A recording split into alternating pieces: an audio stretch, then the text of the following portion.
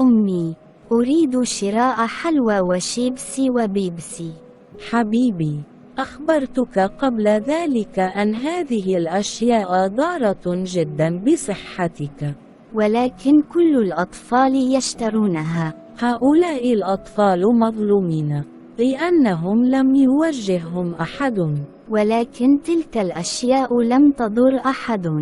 أنت ولد ذكي، وسأشرح لك الأمر. شكرا شكرا. تفضلي يا أمي.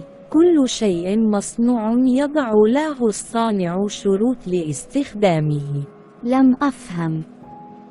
أصبر وستفهم. السيارة كي نستخدمها لا بد من شروط: البنزين المناسب، وملأها بالماء كي لا تسخن، ونفخ الإطارات بالأكسجين، واستخدام عصام نقل بشروط.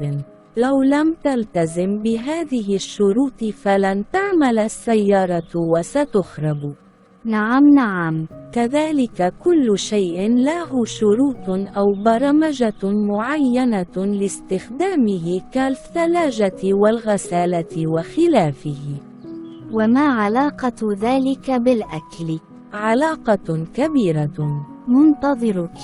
كذلك جسم الإنسان له شروط في تغذيته حتى يصبح قوي وبصحة جيدة، وإلا أصابته الأمراض وتوفى. وما هي هذه الشروط؟ أن تكون من الحلال الطيب، والحلال هو ما أحله الله تعالى في القرآن الكريم والسنة النبوية المطهرة.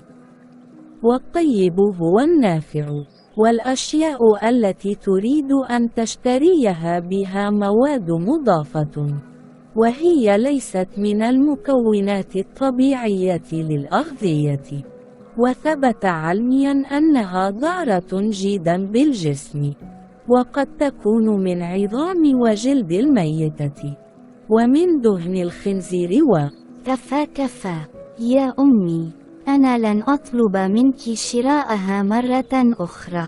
في مرة أخرى سأعطيك معلومات أكثر حتى تنصح أصدقائك ليبتعدوا عن هذه المواد الغذائية الضارة، والتي كانت سببا في أمراض كثيرة ومزمنة.